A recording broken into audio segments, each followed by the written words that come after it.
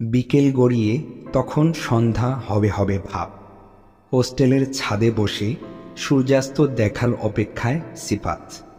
যদিও ঢাকা শহরের দানবাকৃতির এই বিল্ডিংগুলোর ফাঁকে সূর্যাস্ত দেখা যায় না, তারপরও অবাক দৃষ্টিতে আকাশের দিকে তাকিয়ে আছে সে।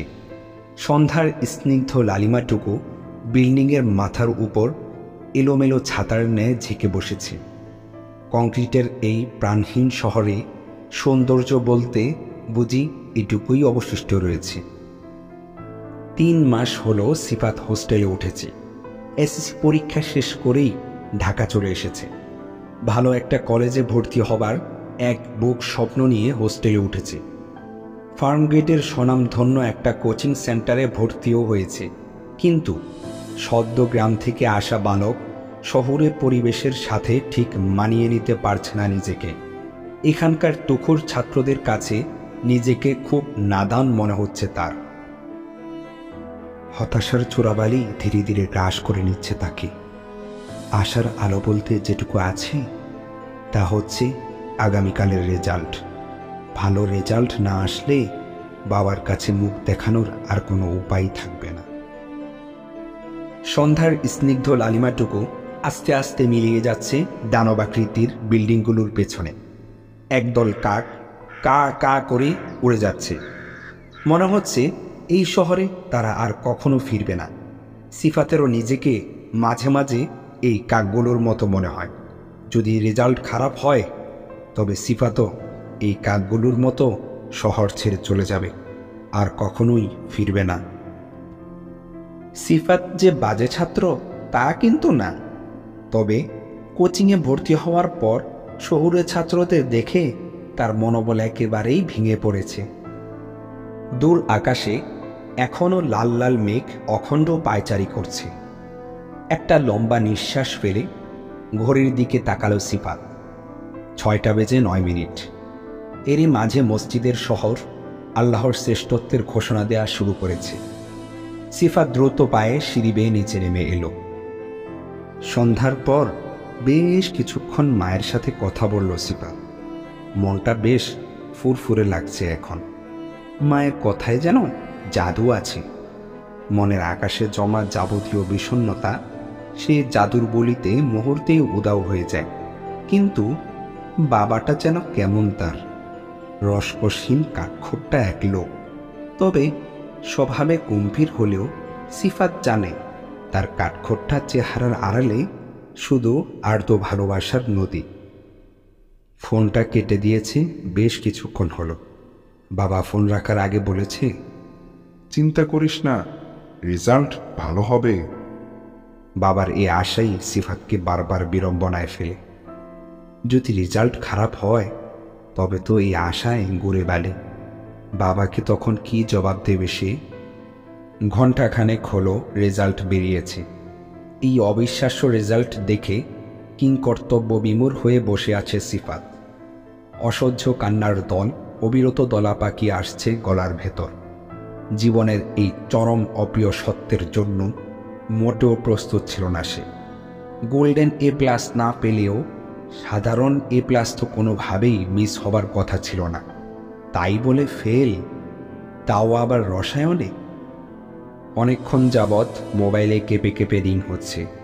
নিশ্চয়ই আত্মীয় স্বজনরা কল দিচ্ছে। বিরক্তি ভরা মুখ নিয়ে ফোনটা বন্ধ করে দিল সিফাত। বাবার সাথেও কথা বলার মুখ নেই তার।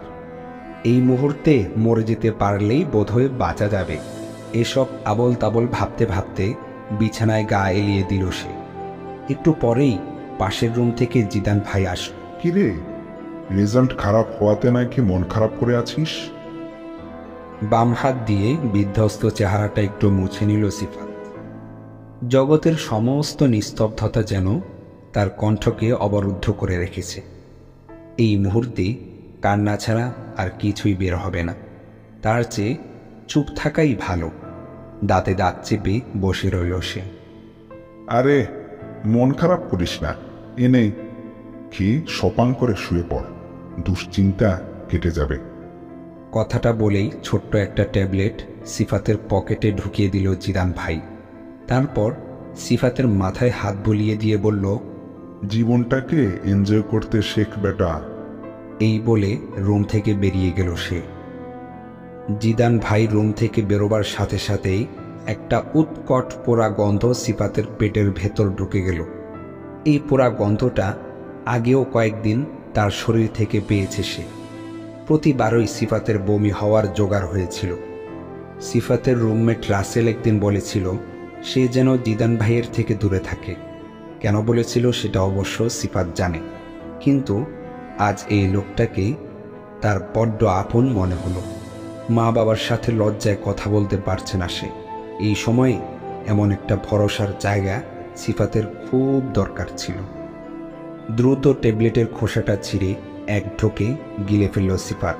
মনে মনে ভাবল একবার খেলে কিছুই হবে না। কয়েক মিনিট যেতে না যেতেই রাজ্যের ঘুম এসে ভর করল তার চোখে। সন্ধ্যা 7টা, এক ঘুমেই 4 ঘন্টা শেষ।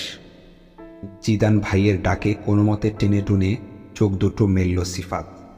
উঠে একটু ফ্রেশ হয়ে আসতেই জিদান ভাই বলল, লেটস গো মাই বয়, চলো হেঁটে আসি।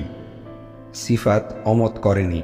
বিপদের সময় এই খারাপ লোকটাকেই তার পরম বন্ধু মনে হচ্ছে, তাই কিছু না বলেই উঠে পড়ল। ঘণ্টাখানেক হেঁটেছে ওরা, 2 কাপ চাও খেয়েছে। হোস্টেলে ফেরার সময় সিফাতের দিকে একটা সিগারেট বাড়িয়ে দিয়ে জিদান ভাই বলল, একটা শুকটান দে বেটা, দেখবি দুঃখ কষ্ট সব কোথায় বেরিয়ে যাবে।